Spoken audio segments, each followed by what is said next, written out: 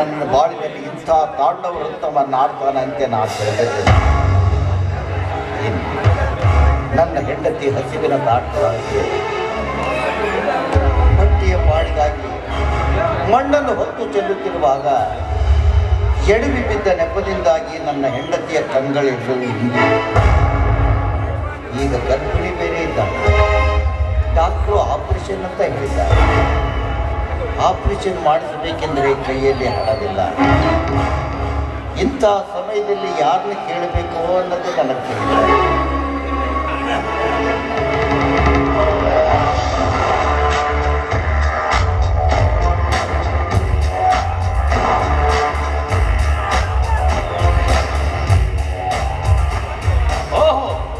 ಮಹೋದಯಗಳು ಅಂದ ಹಾಗೆ ಹೇಗೆ ನಡೆದಿದೆ ತಮ್ಮ ಜೀವನ?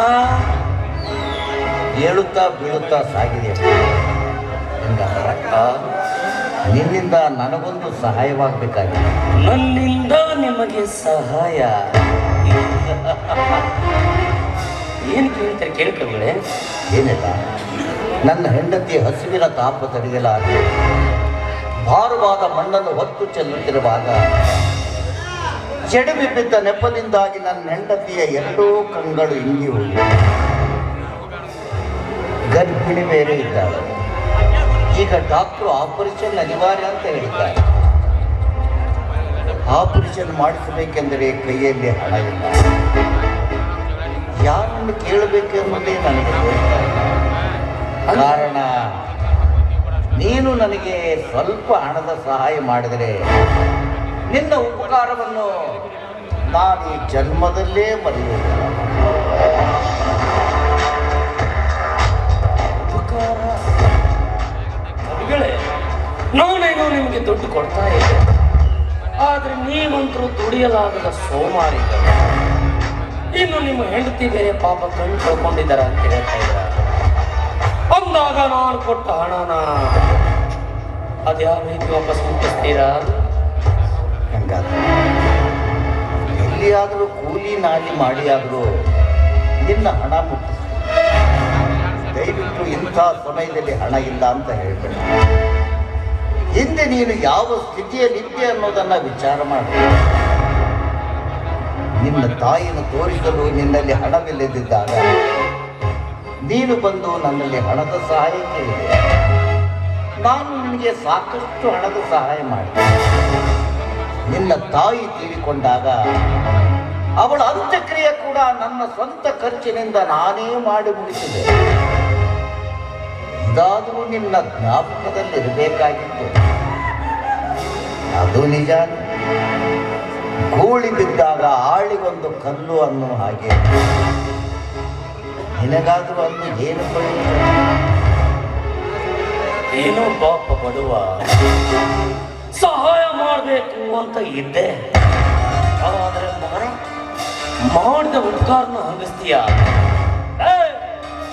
ಈ ರೀತಿ ಬೀದಿ ಬೀದಿ ಅಡ್ಡಾಡಿ ಭಿಕ್ಷೆ ಬೇಡೋದಕ್ಕಿಂತ ಎಲ್ಲಾದ್ರೂ ಊರ್ಲ್ ಹಾಕೊಂಡು ಸಾಯಬಾರ್ದನೋ ಅವಿವೇಕಿ. ಇದೇ ಕಾಣಿಸ್ಕೊಂಡಿದ್ದೆ ನನ್ನ ಮುಂದೆ. ಕಾಣಿಸ್ಕೊಂಡೆ ಭಿಕ್ಷೆ ಹೊಡೆದ ಸಾಯ ಹೊಡಿತೀನಿ.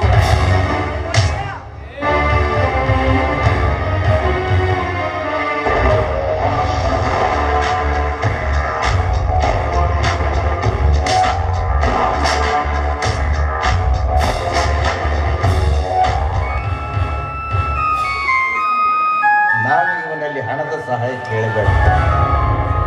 ಕೇಳಿ ನಾನೇ ತಪ್ಪು. ನಮಸ್ಕಾರ ರೀ ಅಪ್ಪ. ನಾನೇ ತಪ್ಪು. ನಮಸ್ಕಾರ ರೀ. ಈಗ ಹೋದವ ಬ್ಯಾಂಕ್ ಮ್ಯಾನೇಜರ್ ಗಂಗಾಧರ ಹೋದ್ರೆ ನಿಜ. ಅದೇ ಪುಣ್ಯಾತ್ಮನೇ ಒಂದು ಏನು ಬದ್ಮಾಸ್ ಅದನ್ರಿ ಅವ. ಅಲ್ರಿ ಪಾಪ ಅವರಿಗೆ ಕಣ್ಣು ಹೋಗೈತಿ, ಹಣ ಸಹಾಯ ಮಾಡ ಅಂತ ಕೇಳಿದ್ರೆ ಬಾಯಿಗೆ ಬಂದಾಗ ಮಾತಾಡಿ ಹೋದ್ನಲ್ಲಿ. ಆ ಬದ್ಮಾಸ್ ಅವನ ತಾಯಿ ಸತ್ತಾಗ ಅವನ ತಾಯಿಗೆ ಹೆಣ ತೆಗಿರಲಿಲ್ಲ. ನೀವು ನೋಡಿರಿ ಅದನ್ನ. ಅದು ಉಪಕಾರ ಸಹಿತ ಇಲ್ಲ ನೋಡ್ರಿ ಅವಾಗ. ಹೋಗ್ಲಿ ನೋಡ್ರಿ ಅಪ್ಪರ. ಅಲ್ರಿ ನಿಮ್ಮ ತಮ್ಮರು ನಿಮ್ಗೆ ಆಸ್ತಿ ಪಾಲು ಕೊಡದ ಮನೆಯಿಂದ ಹೊರಗೆ ಹಾಕಿರಂತ ಇದು ಕರೆ ಇಲ್ರಿ? ನಿಜ. ಅಲ್ರಿ ನೀವು ಸುಮ್ಮನೆ ಯಾಕೆ ಬಂದ್ರಿ? ಊರಾಗ 4 ಜನ ಹಿರಿಯರು ಕೂಡಿಸ್ಬೇಕಾಗಿತ್ತು, ಮನೆ ಆಸ್ತಿ ಪಾಲು ತಗೋಬೇಕಾಗಿತ್ತು ರೀ. ಹಂಗೆ ಯಾಕೆ ಬಂದ್ರಿ ನೀವು? ಆ ಆಸ್ತಿಗೆ ಅವನು ದತ್ತಕನಾಗಿ ಬಂದಿರುವಾಗ ಅದು ಅವನಿಗೇ ಸಂಬಂಧಪಟ್ಟ, ನನಗೆ ಯಾಕಪ್ಪ ಸಂಬಂಧ? ಅದಕ್ಕಾಗಿ ಅವನ ಹತ್ರ ಏನು ಕೇಳದೆ ನಾನು ಮನೆ ಬಿಟ್ಟು ಬಂದ್ಬಿಟ್ಟೆ. ಅವರ ಕಣ್ಣು ಹೋಗ್ಯಾವಂತ ಈ ಮಾತು ಕರೆಯುವಂತೆ. ನಿಜಪ್ಪ, ನನ್ನ ಹೆಂಡತಿ ಹಸುವಿನ ತಾಪ ತಡೆಯಲಾರದೆ ಭಾರವಾದ ಮಣ್ಣನ್ನು ಹೊತ್ತು ಚೆಲ್ಲುತ್ತಿರುವಾಗ ಜಡವಿ ಬಿದ್ದ ನೆಪದಿಂದಾಗಿ ನನ್ನ ಹೆಂಡತಿಯ ಎರಡೂ ಕಣ್ಣುಗಳು ಇಂಗಿ ಹೋಗಿಬಿಟ್ಟು ಈಗ ಗರ್ಭಿಣಿ ಬೇರೆ ಇದ್ದಾಳೆ. ಡಾಕ್ಟರ್ ಆಪರೇಷನ್ ಅನಿವಾರ್ಯ ಅಂತ ಹೇಳಿದ್ದಾರೆ. ಆಪರೇಷನ್ ಮಾಡಿಸಬೇಕೆಂದ್ರೆ ಕೈಯಲ್ಲಿ ಹಣ ಇಲ್ಲ. ಅದಕ್ಕಾಗಿ ಇವನ ಹತ್ರ ಹಣದ ಸಹಾಯ ಕೇಳಿದರೆ ಈ ರೀತಿ ಮಾತನಾಡಿ ಹೋಗ್ಬಿಟ್ಟ. ಮುಂದೇನು ಮಾಡ್ಬೇಕನ್ನೋದೇ ನನಗೆ ತಿಳಿತಾರೆ. ಅದಕ್ಕೆ ಯಾಕೆ ಚಿಂತೆ ಮಾಡ್ತೀರಿ? ನಿಮ್ಮ ಪಾಲಿಗೆ ನಾನು ಸತ್ತೀನೇನ್ರಿ? ಅವ್ರು ಇವ್ರ ಹತ್ರ ಯಾಕೆ ಹಣ ಕೇಳಕ್ ಹೋಗ್ತೀರಿ? ನಾ ತಂದು ಕೊಡ್ತೀನಿ ಹಣ, ನಾ ಕೊಡ್ತೀನಿ ನಿಮಗೆ. ಅಷ್ಟೊಂದು ಹಣ ನೀನೆಲ್ಲಿಂದ ತರ್ತೀರ? ಹಿಂಗ್ಯಾಕೆ ಮಾತಾಡ್ತೀರಿ? ನಾನು ನಿಮ್ಮ ಹತ್ರ ದುಡಿ ಮುಂದ ನೀವ ನನಗೆ 2 ಎಮ್ಮಿ ಕೊಡಿಸಿ ಕಟ್ಟಪ್ಪ, ನಿಮ್ಮದು ಸಾಕು, ನಿಮ್ಗೆ ಒಳ್ಳೇದಾಗ್ತೈತಿ ಅಂತ ಹೇಳ್ತೀನಿ. ನಿಮ್ಮ ಪುಣ್ಯದಿ ನೀವು ಇವತ್ತು 2 ಎಮ್ಮಿಗೆ 10 ಎಮ್ಮಿ ಮಾಡೀನ್ರಿ. ಅದ್ರಾಗ 2 ಎಮ್ಮಿ ತೊಗೊಂಡೋಗಿ ಗಲಿಗೆ ಸಂತೆ ಮಾಡ್ಕೊಂಡು ಬರ್ತೀನಿ ರೀ. ಹಣ ತೊಗೊಂಡ್ಬರ್ತೀನಿ ರೀ. ಒಬ್ಬರಿಗೆ ಹೋಗ್ರಿ, ನಾನು ತೊಗೊಂಡು ಬರ್ತೀನಿ ರೀ. ಕಟ್ಟಪ್ಪ, ನೀವು ಮತ್ತೆ ಮಾತಾಡಿದ್ರೆ ನಿಮಗೆ ನನ್ನ ಆಣೆ ಆಗತ್ತೆ. ನೀವೇನು ಮಾತಾಡಕ್ ಹೋಗ್ಬೇಡ್ರಿ. ಇದು ಅವ್ರ ಹೊರಗಡೆ ಆಸ್ಪತ್ರೆ ಬರ್ರಿ. ಚಿಂತೆ ಮಾಡಕ್ ಹೋಗ್ಬೇಡ್ರಿ.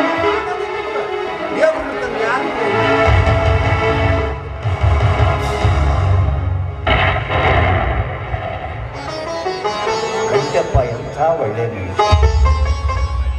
ತನ್ನ ಉಪಜೀವನಕ್ಕಾಗಿ ಸಾಕಿರುವ ಎಮ್ಮಿನೇ ಮಾರ್ತೀನಿ ಅಂತಂದ. ಹೇಗೂ ನನ್ನ ತಮ್ಮ ಆಗರ್ಭ ಶ್ರೀಮಂತನಿದ್ದಾರೆ. ತನ್ನ ಅತ್ತಿಗೆಗೆ ಇಂಥ ಪರಿಸ್ಥಿತಿ ಬಂದಿದೆ ಅಂತ ಹೇಳಿದರೆ ಅವನಿಲ್ಲ ಅಂತ ಹೇಳೋದಿಲ್ಲ. ಹೋಗಿ ನನ್ನ ತಮ್ಮನನ್ನು ಕಂಡು ಅವನ ಹತ್ರನೇ ಹಣದ ಸಹಾಯ ಕೇಳಬೇಕು. ಅವನ ಹತ್ರನೇ ಹಣದ